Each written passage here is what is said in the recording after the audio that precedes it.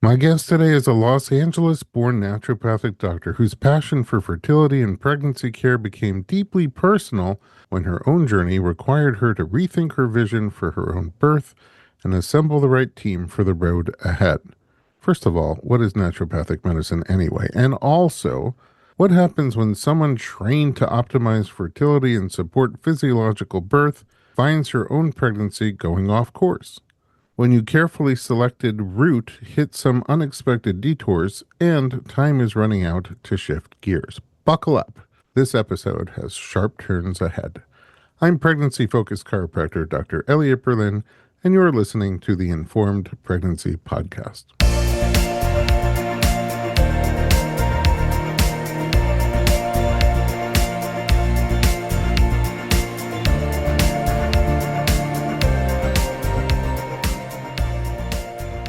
Doctor of Naturopathy, Brisa Mahoney, welcome to the podcast. Thank you so much for having me. I'm so excited to be here with you. I'm super excited. First of all, you're an incredible person to be around with great energy and so many amazing things about you that I could go on forever, but we don't have time. And also, the last time I saw you, it was like teetering on the edge of what's going to happen with this birth. And I still haven't heard the birth story. We saved it so I can hear it for the first time with our audience. So, Yeah. welcome to the podcast. A very brief introduction to you and what you do, naturopathic medicine. What is that? How'd you get into it? Tell me everything. So I like to say that naturopathic medicine is individualized, root cause, whole person care. And in it, we use clinical nutrition, lifestyle medicine, and natural therapies like botanical or herbal medicine and supplementation, alongside like modern medical science and labs to support the body's own ability to heal.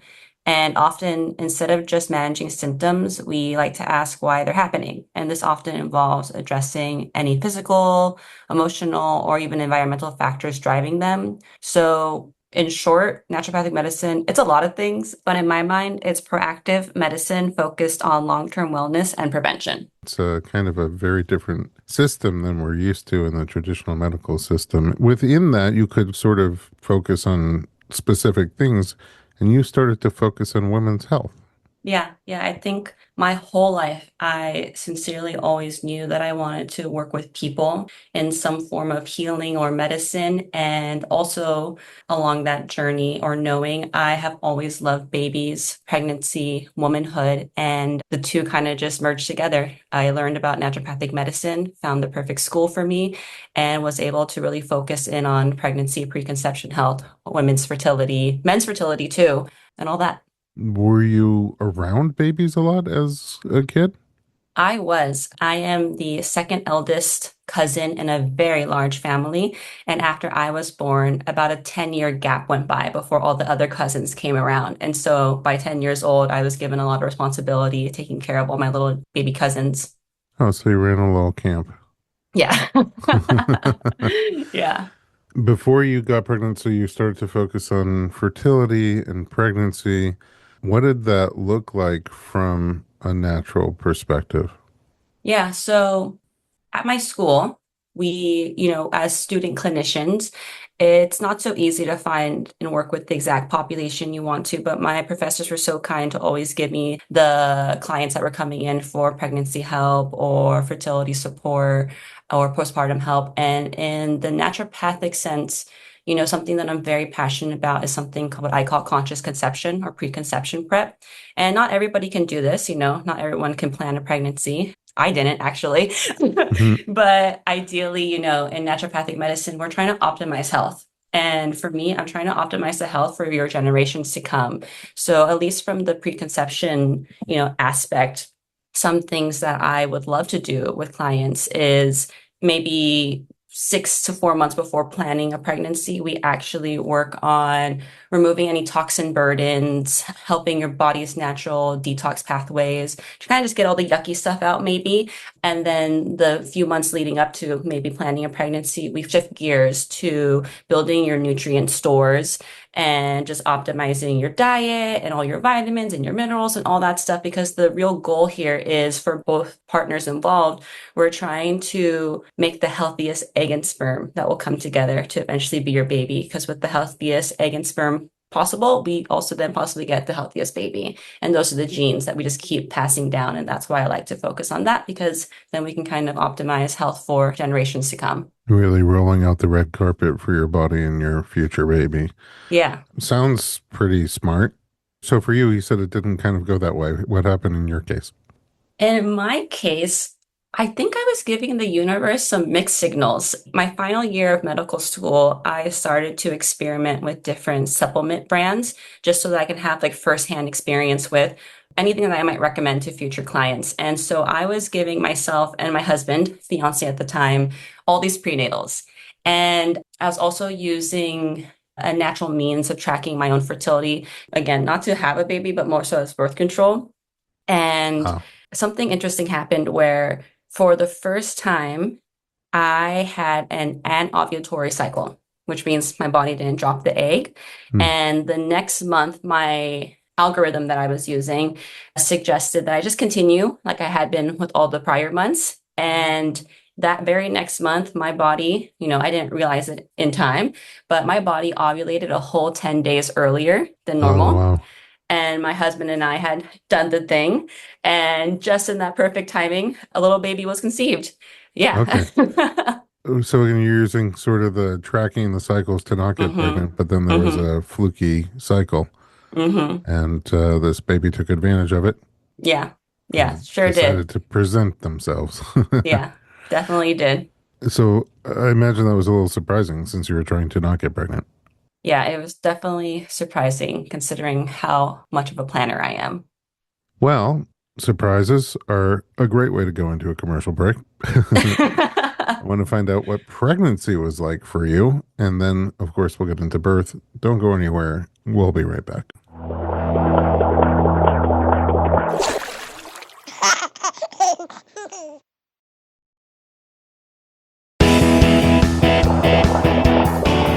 Welcome back. We're talking to Brisa Mahoney. Okay, so you get pregnant. The universe wants you to have this baby. hmm And it's a surprise, like panic or like, oh, I guess we're going here now. I would say just a tiny bit of panic. I was rolling into a very chaotic season. I was finishing graduate school, naturopathic medical school. I was going to be soon sitting for my board exams, as well as planning a wedding, all in that first trimester. Oh, So, wow. Okay. moving back to LA from San Diego, just so much was going on. And so, yeah, a little panic. But once I shared the news with my husband, then fiance, he's really the guy who grounded me. And with him, that kind of a little bit of fear, a little bit of panic turned into lots of happiness and getting excited for what was to come. That's awesome. And it just sounds like the first trimester, from what I know about it, tends to Mm, be a little low energy, yes. sometimes not feeling your best. That's hard in general, but with all those other things going on, how did it feel? How did you get through it? Yeah. So first trimester, definitely the fatigue. That was a wrecking ball for me. And fortunately, that's the only really major, complaint I had during my first trimester of pregnancy. But yeah, that fatigue, oof, it was a lot. I had never experienced not being able to get multiple things done in a day. So low energy is not a good feeling in general, and with all those different things to do in particular, and for someone who's generally so high energy, must have been a really weird feeling. Did you have any particular coping methods? Taking naps. Taking Oh, naps, whether I wanted to or not. The body would just tell me it was time to lay down and I would black out. and did you have your wedding in the first trimester? I did. And fortunately, that first trimester fatigue lifted 2 days before my wedding and 2 weeks before my board exams. And I kind Wow. of Oh like, my yeah. goodness. I mean, your board exams just need such a clear mind. Wow. Yeah, it was intense. Oh, I mean, was there a quick shift into the second trimester? They say the golden trimester, the high energy trimester. Yeah, I think that maybe it took like a week for me to lose all those like weird tired-ish feelings once I say the fatigue lifted. And then once I swung into second trimester, it was like night and day. I almost forgot that I was pregnant. I was going back to exercising. I was doing Pilates 5 days a week. I felt really good. Whoa. Is that like Yeah. your pre-pregnancy routine as well? Yeah, it was a new routine that I had just fallen in love with maybe a few months prior to getting pregnant. Wow, 5 days a week. Bless you. Um, by the way, that explains what happened later a little bit, That, foreshadowing. But yes. okay, so was it the golden trimester? I mean, it sounds like you felt great, and I also like the big life things were a little bit behind you. Yeah, it was a great time. I was finally situated back home here in LA. I was married, I had gotten through boards, and I could really settle in to being pregnant. Okay. Now, at what point did you start thinking about birth? I mean, I know fertility and pregnancy was sort of like where you were wandering with your professional career, but just hmm starting out there. When did you start to sort of think about what you wanted for your own birth? Well, I always knew that I wanted a home birth. And once I learned about midwives, and that probably happened a decade ago, I knew that I wanted a midwife home birth. And so for this particular pregnancy, or I first consulted with my midwife in about a month into the pregnancy, but we never scheduled our first appointment until I got kind of through that very chaotic time. And so maybe around month 4 was when I started consulting and meeting with my wonderful midwife, Abby. And when it comes to, planning or thinking about the birth, despite being such a planner, I had this intuitive inner knowing that you can only plan so much when it comes to how your birth and delivery is going to look like. And so I was actually very lax about that and didn't really force any ideas on what would happen. But a midwife for a home birth? Yeah, I guess like I wanted that. But, when people were like, I'm gonna definitely have maybe like a water birth, or I'm gonna be in this room and I'm gonna labor in this way, I didn't force anything in those terms. Okay. Was there anybody else on the plan to be at your birth? So in early pregnancy, or I guess now in the second trimester, the plan was to have Abby, her partner midwife, my best friend from school. I was actually at her birth earlier that year. She was going to act as my doula and then my husband. So it's going to be a little bit tight knit, just the two midwives, doula, best friend, husband. But it definitely turned out to be a lot different when the time came. What was the role for each of those people the way you saw it? In my mind, Abby, wouldn't only be delivering the baby. Yeah, she'd be delivering the baby. Her partner, midwife, would be there to support.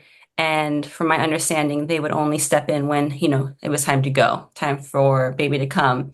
And then for doula, for my best friend, she would be the one supporting me emotionally, physically, helping me get through the labor, as well as my husband.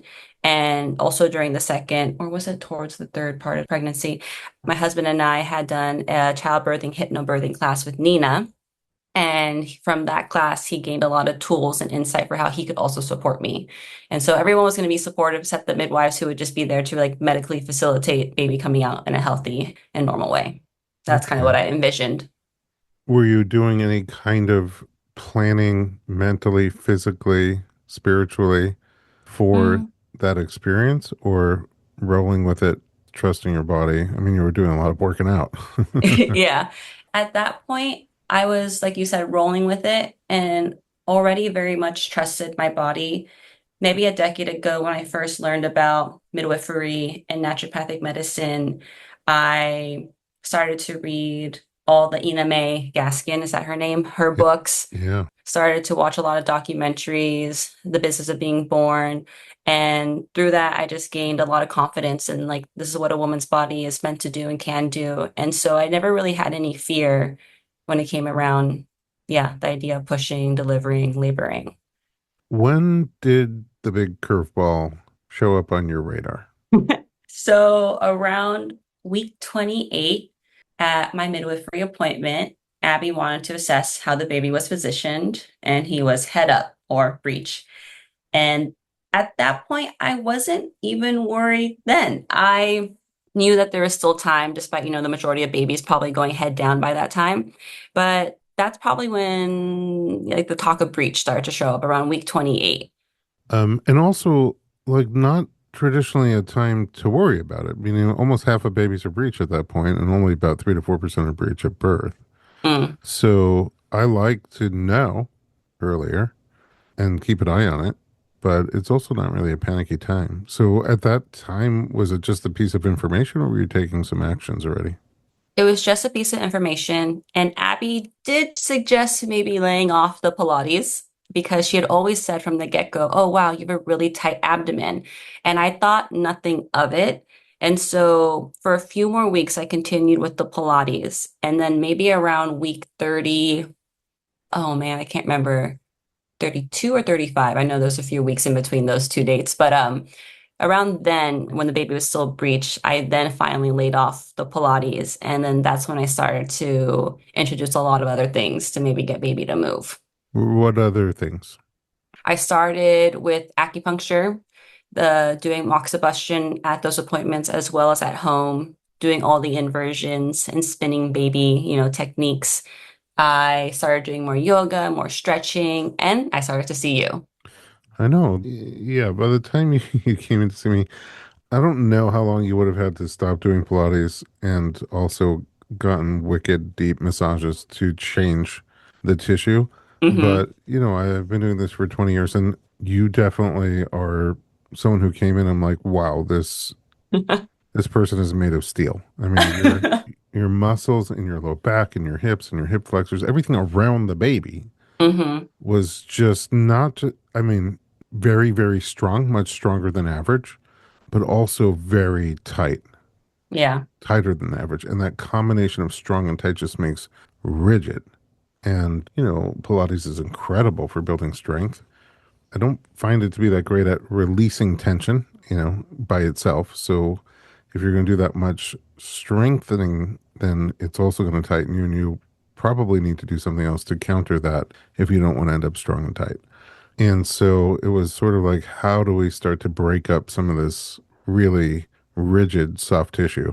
It wasn't Hmm. even soft tissue uh, in the time that we have. And the premise is for people who haven't gone to a chiropractor for breech babies, we don't physically try to manipulate or move the baby. The premise is that babies want to be head down at the end of pregnancy. And at 28 weeks, a lot of babies are breech. At 32 weeks, a much smaller percentage are breech. And they start to really move head down as they run out of space, because head down is this loose, relaxed, open space because of the hormones, relaxin and other hormones opening up and loosening the pelvis so that the baby should want to move in there. But if it's stiff, tight, and rigid, maybe they don't have that invitation to move head down. Maybe up under your rib cage has more room, or other areas.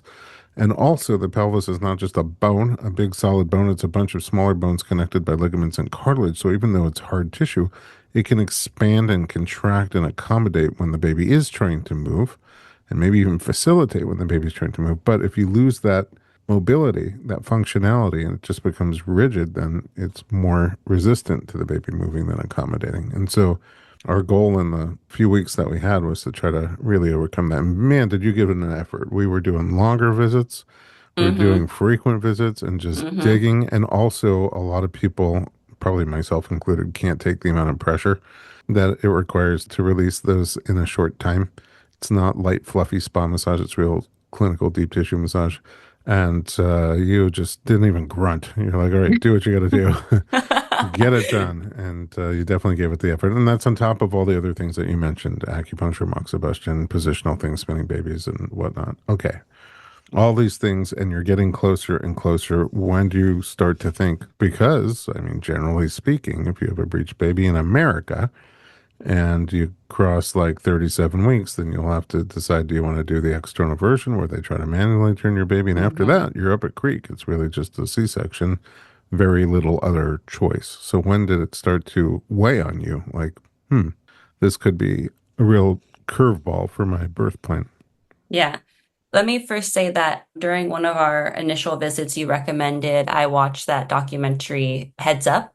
Is it The Lost Art The of? disappearing art of vaginal breech delivery. There we go. Yeah, that very same night I came home, my husband and I watched it. And after watching that, I felt actually very at peace. I felt like I learned so much, learned that breech is just a variation of normal.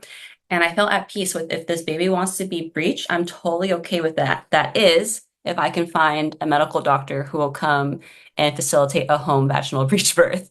And so you And that's asked when because did, in California, I don't know if you would choose it or not, but in California, Mhm. breech was taken out of the scope of home birth midwife care. That's right. Yeah. And so, And which is most of the total. doctors who it's in their scope don't offer breech birth options. So Right. doctors can, but don't, and midwives can, but would. leaves you with very few options. Exactly. And so maybe around week 35, when baby was still head up, did I start to feel a little unsettled because I had yet to lock in a medical provider who would come and help with the midwifery team. And you were helping. You were helping. Abby was helping. Everyone was trying to, refer me to the very few providers who will help with that. And unfortunately, the first two providers were unable to commit to being on our team. And so, yeah, it started to get a little unsettled. And So I know during, one of them, I don't really know what happened in the end, but I know one of them yeah, doesn't really take transfers for breech babies. Like mm, if you're their client and you happen to have a breech baby, then that becomes an option for you. But nobody really wants to be the one who's taking all the city's breech clients at the last minute, exactly. and I think that might have been part of the issue there. The other one that I recommended to you, has a lot of breech experience. They both do, but it has a lot of breech experience in the hospital, but doesn't currently have a hospital that is offering privileges for breech birth.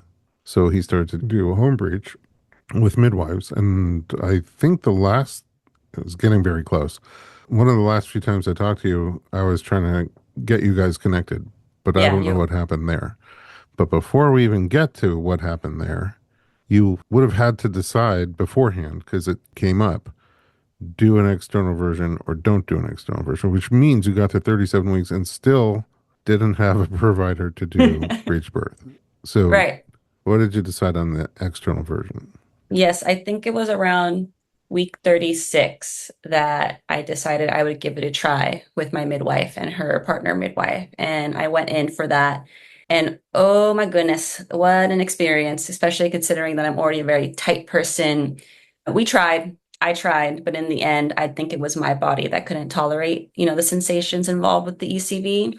And they were able to get baby to turn one way about a quarter.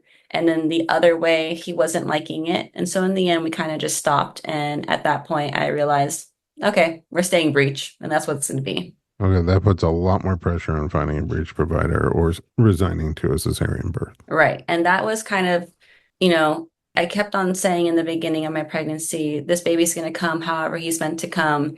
I don't care by what means, I will go with the flow. And only after that ECV did I realize I really don't want a cesarean. I really want this baby to come out the quote unquote natural way, the vaginal way. And after that, we worked extra hard to secure an MD. And that's when the first two that were recommended, we found out that they couldn't join our team. And maybe it was week 37, Friday, that I was referred to Dr. Victoria Flores. And I called her on a Monday, maybe. And I was really, kind of sad and down and just thinking, here's another provider that's going to turn me down. But she was so peppy at the very beginning of the phone call. She was like, yeah, let me look at my schedule and I'll get back to you. And that Friday, we consulted with her. She joined our team, and I think it was Sunday that labor started. Okay, so is this like 38 weeks? So yeah, so like met her 37 and then I was transitioning into 38 weeks pregnant. So met her, signed with her on Friday. Saturday goes by, and then Sunday is when everything starts. And so Right. I just met her in the nick of time. But not before your husband leaves town. Oh my goodness. Let's take a little break. When we come back, we'll find out Yeah. your birth story, which I have never heard yet. Don't go anywhere.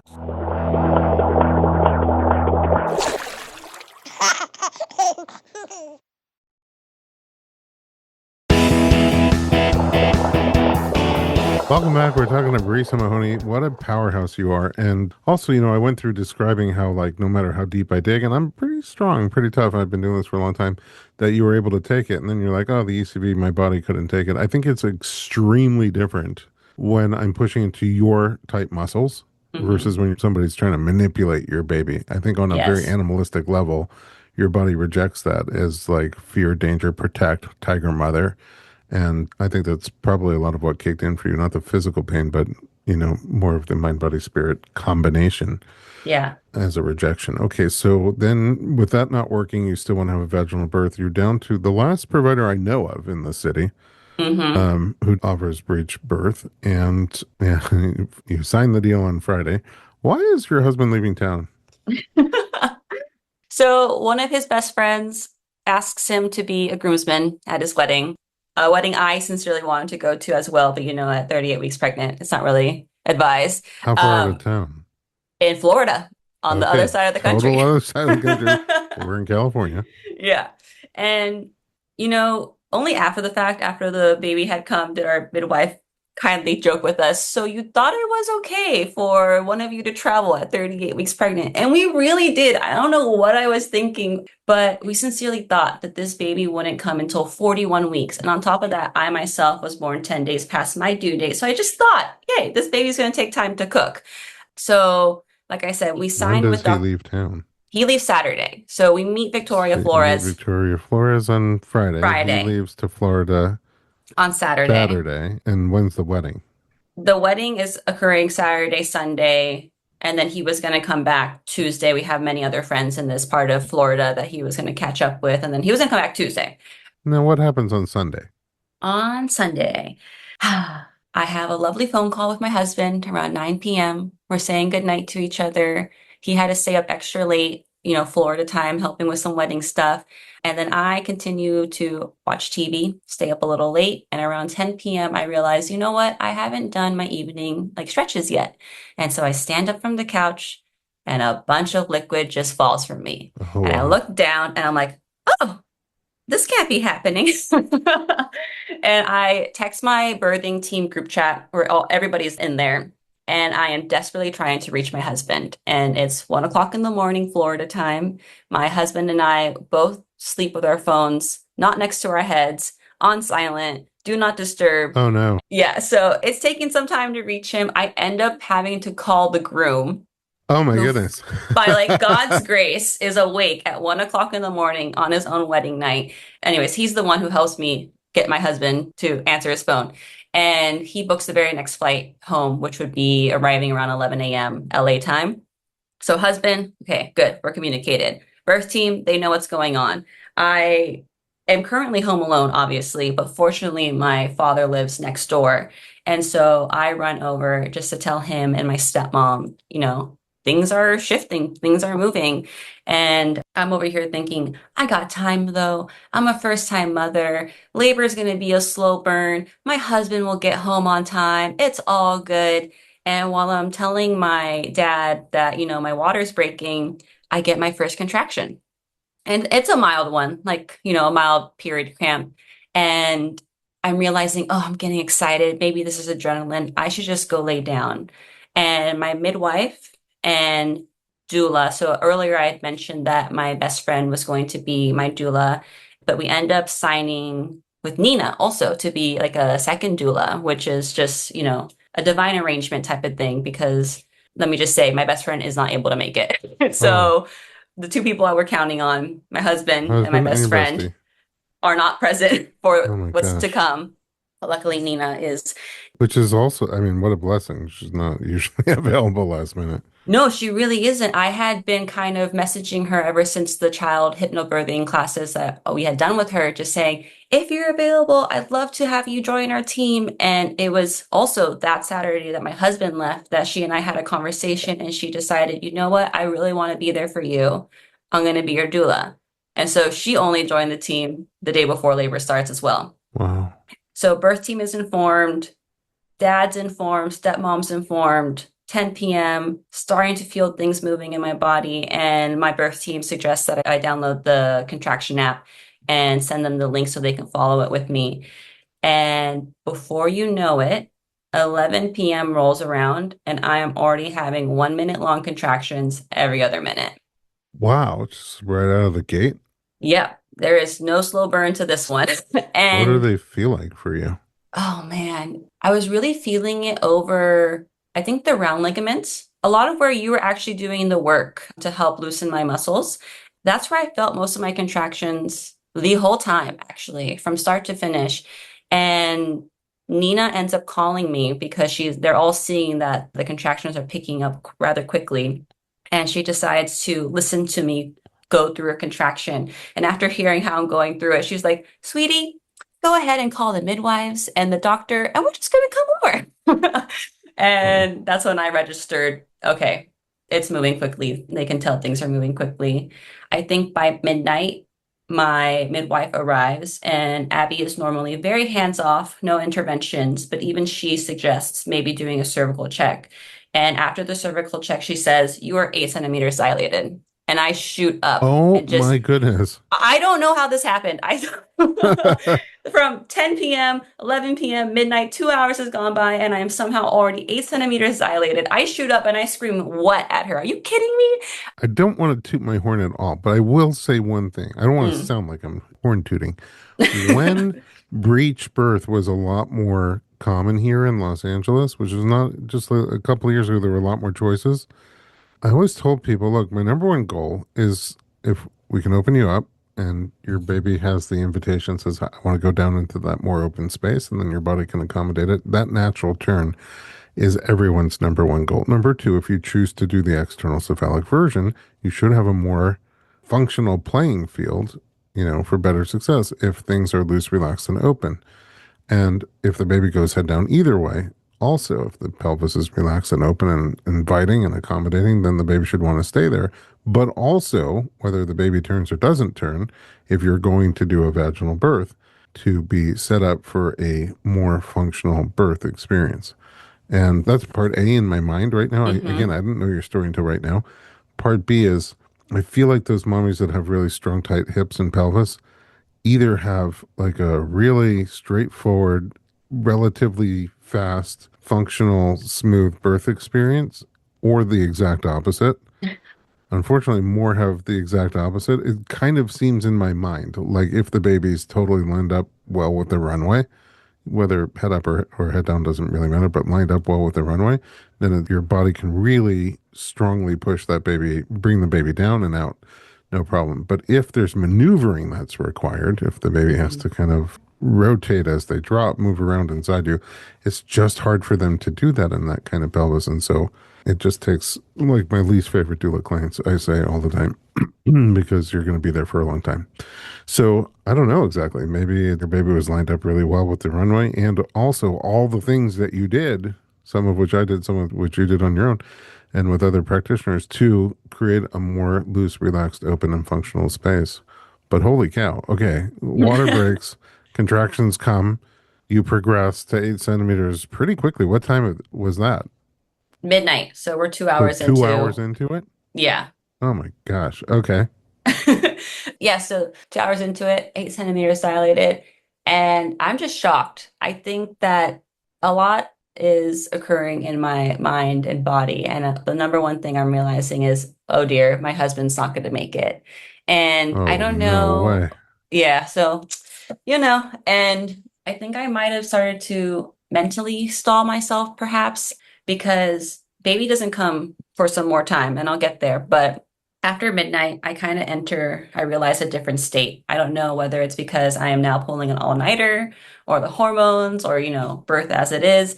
But after that point, I don't open my eyes until my baby arrives and I'm laboring Hmm. and I lose track of time. I don't know how many hours or minutes are going by. But around 4 o'clock in the morning, I think someone whispers in my ear, "You could start pushing if you want." And I don't comprehend this. I realize that I am not able to feel my baby anywhere in me. The only thing I am experiencing are the contractions. Later, I learned that it's probably because having a booty come down first, it being so soft and not being a head that's putting pressure on the nerves Oh, yeah. was maybe A causing that very lack of different sensation. connection. Yeah. Exactly.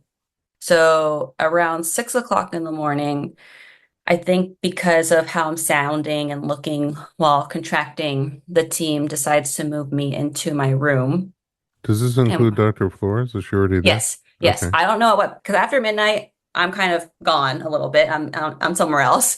But at this point, yes, the whole team is there. I think around 1 o'clock in the morning, for sure, everybody was there, and everybody being the midwives, the student midwife, Nina, my doula, Dr. Flores, the MD. My dad actually hung around. He provided a lot of great grounding support and energy. Oh, that's sweet. My stepmom too. I would have never imagined in a million years that my dad would be there for the birth of one That of my much of your birth? children. Yeah. But I think that was really special that he stuck Oh, around. that's so nice. Yeah. So everybody's there except your husband and your best friend. Okay. Yeah, exactly. I think even my cats left. Okay. Yeah, so around 6 o'clock in the morning, they had me move into my bedroom and we tried a few different positions and they are very intense, but I'm really trying to like move with it. I know that each contraction in these more intense positions is helping to bring baby down theoretically, but I keep on telling them, I can't feel him. I don't know where he is. And we start to push, but again, I don't know where to push. I don't know where to send my breath. And my midwife's partner steps in with something called directed pushing, which I'll describe. It's a little bit descriptive, but she essentially applies pressure using her fingers inside my vagina, and that changed everything. Being able to feel the pressure of where I Like needed to send my where to pushes push. Yeah. exactly changed everything. And I finally had that like mind to pelvic connection, I suppose, that I was Ah, somehow lacking. yeah. And the baby came within 30 minutes. Oh my And goodness. yeah, Congratulations. thanks. It doesn't sound like it, but is there any point from like this whole 10 p.m. till what time did the baby come? 6:30-ish. 6:30 a.m.? Yeah. Less than 12 hours? Is there any point in there where there's any jitteriness about the fact that the baby's breech? No, I don't know if it was your calmness and all the conversations we had around breach during our appointments, watching the Heads Up documentary. I sincerely was at peace. The only thing that left me unsettled, or not even left me, but once I locked in Dr. Flores, I was ready to go. And I trusted the universe. I trusted this baby. I was never once worried about anything really. Was your husband like on FaceTime He was on a phone call, but at some with point you? yeah, he was You on you a were phone checked call. out, so he I was checked just out at some point. he was like a distant observer. Yes, yes. I remember hearing him, like saying, like, I love you, you've got this, you're doing amazing. But once I left, this realm, I'm not sure if I could hear the rest of his lovely comments and support. Did you film it? Yes, definitely filmed it. I remember at some point kind of like coming back into my body and asking, someone film this for my husband so he can watch Did you it. guys watch it? We did, yeah. It How did was it look on incredible. the other side? Whoa. It did take me a few days to like be ready to watch it, but wow, it's quite different, obviously, seeing a breech baby come out. And I also had the fortune this last year attending three of my friends' births, and they were all head down babies. So So looks different. you have experience with birth, but this is the first one coming through you, so it'd be hard for you to Hmm. sort of say what it feels like this way or what it feels like that way Yeah. as a comparison. But, I think one of the rumors on the street is head down birth is more comfortable and breech birth is more painful. Did it seem overly intense to you compared to what you thought it would feel like? That's a hard question to answer. Yeah, I look forward to one day having maybe baby number two, and if they come down, head down first, I could compare Yeah. them. But We'll I do want to another say, episode. yes, I want to say it was more intense for me, not because he was breech, but because I didn't get a warm up in the sense that I That's jumped very in to true. active labor. I was having 1 minute long contractions every other minute immediately. And I sincerely thought, I'm going to still be able to get a day's worth of errands done. I'm going to have infrequent little contractions that aren't even going to bother me. Nope, did not get that. Yeah, it's more like a second baby pattern where labor just comes and boom, it's a train that moves through you and never stops. So, Hmm. wow, you are a powerful, powerful person. Again, congratulations. I would say, looking back at the whole thing, other than maybe different travel plans, what's your takeaway? Um, I would say my takeaway is there is so much power and surrender and peace when you kind of like let go and let God, that saying. I think that if I had more fear around breach, if I tried to control more than was necessary, I would have had a different experience. And I feel just so blessed to have met all the right people, you included, that helped create this honestly perfect environment and perfect team for me and my baby. And that might not have been possible had fear and control been leading the way, if that makes sense. Yeah, I do think that's true. I think everybody really needs to do their own research and figure out the pros and cons of the options in front of you Hmm. and give birth where you feel safest, surrounded by the people who make you feel safest. And Yeah. fear has a bad way of screwing up birth in general, whereas, oxytocin has a fun way of making it awesome.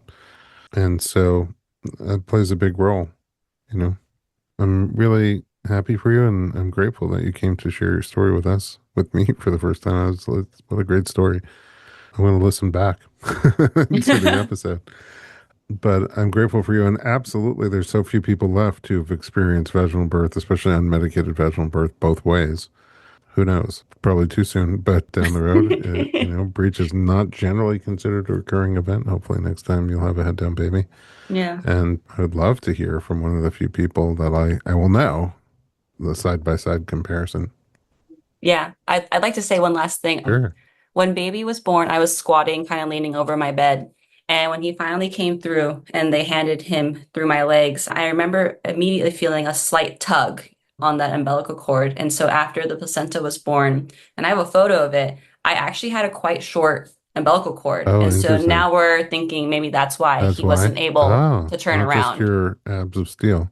Maybe, I mean, I'm sure it was all of it, but that was also another No, factor I'm involved. sure I told you on the first visit, like there's all these functional things like the pelvic function, but then there's a bunch of structural things. And one of them is a short cord, especially with a higher up placenta, a cord that's wrapped around the baby. A placenta is Hmm. that could be in the way. The shape of the uterus could be an issue. The amount of fluid could be an issue. But yeah, short cord is also generally not a recurring event. So Yeah, if you had a short cord this time, does not mean you'll have one next time. fingers crossed. Brisa, thank you very much for giving us a brief introduction to what naturopathic medicine is. I would love to have you back again to talk much more in detail about that. And of course, if that next baby comes around and I'm still podcasting, you have a spot. Just let me know when you're available. In the Anytime. meantime, where can we find you online? You can find me online right now on Instagram at Care Naturopathics. From there, you'll find a website and my more personal Instagram. And you can also go to carenaturopathics.com. I am currently definitely focusing on motherhood, but come fall, I will start taking on clients. And so Ooh, that's where you can find amazing. me. Yeah. Awesome.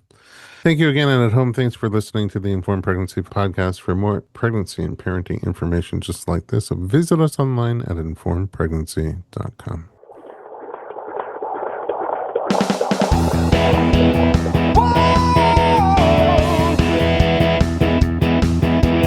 Doctor, doctor, give me the news. I got